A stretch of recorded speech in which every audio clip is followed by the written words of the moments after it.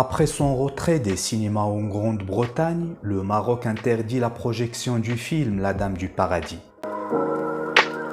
Les opposants à la projection du film ont accusé ses réalisateurs d'insulter l'islam et de tenter de déformer son image, en plus de critiquer l'incarnation des personnalités des compagnons tels qu'Abou Bakr as-Siddiq, Omar ibn Khattab et Othman ibn Affan. Samedi, le 11 juin 2022, le Centre cinématographique marocain a publié un communiqué annonçant que le film La Dame du Paradis, qui traite le récit de la vie de Fatima Zahra, la fille du prophète Mohammed, n'a pas obtenu l'autorisation de projection au niveau commercial et culturel.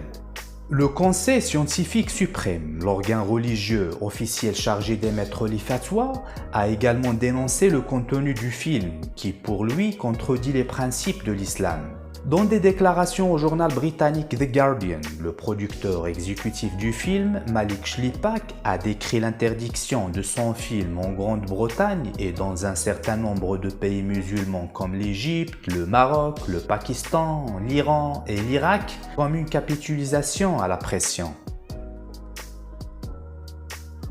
L'interdiction au Maroc est intervenue quelques jours après l'arrêt du film dans les cinémas britanniques, après avoir déclenché un état de controverse et de colère qui a incité les cinémas à l'arrêter.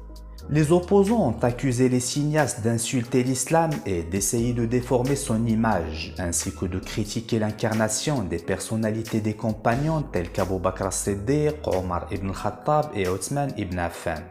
Le film anglais a été réalisé par Eli King et le scénario a été écrit par l'écrivain koweïtien Yassir Al-Habib, qui vit à Londres depuis des années en raison de ses opinions religieuses anti-Sahaba et a déjà été emprisonné au Koweït. La crise s'était aggravée après la protestation des musulmans de Grande-Bretagne visant à empêcher la diffusion du film, ce qui a conduit à son retrait des salles et le réseau britannique de cinéma Cineworld a été contraint de cesser de le diffuser après des campagnes et des manifestations qui considéraient le film offensant et alimentant les querelles entre les sunnites et chiites. Le porte-parole de la société a déclaré qu'il avait été décidé d'annuler la projection du film afin de préserver la sécurité des travailleurs et des spectateurs. Et ce, après la signature de plus de 120 000 personnes d'une pétition demandant son retrait. D'autre part, les autorités britanniques ont démis de ses fonctions de vice-président d'un groupe de travail sur l'islamophobie l'imam Karim Mohammed Hassim, qui est l'imam d'une mosquée à Leeds en Grande-Bretagne car il a publié une publication qui limite la liberté d'expression pour les autorités.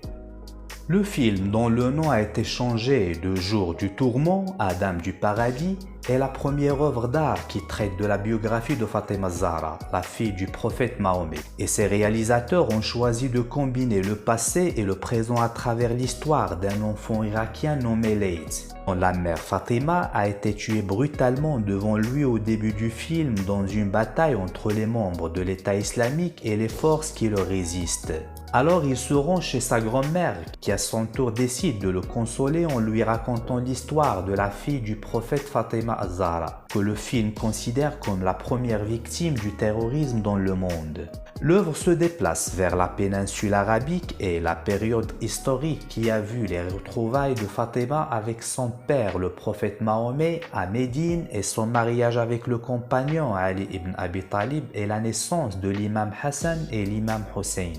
Mais le film n'a pas abordé son histoire bien connue dans l'islam ou les sacrifices consentis par l'imam Al-Hassan ou Al-Hussein. Il s'est concentré seulement sur certains faux récits qui comprenaient des insultes religieuses sur les différences entre Fatima et les compagnons du messager, selon les opposants du film, y compris Abou Bakr as-Siddiq et Omar ibn al-Khattab. Le film affirmait que les deux compagnons, Abou Bakr et Omar, avaient brûlé sa maison et l'avaient agressée physiquement, ce qui l'avait fait avorter. Et des semaines plus tard, elle était décédée suite à une blessure physique et à un chagrin extrême.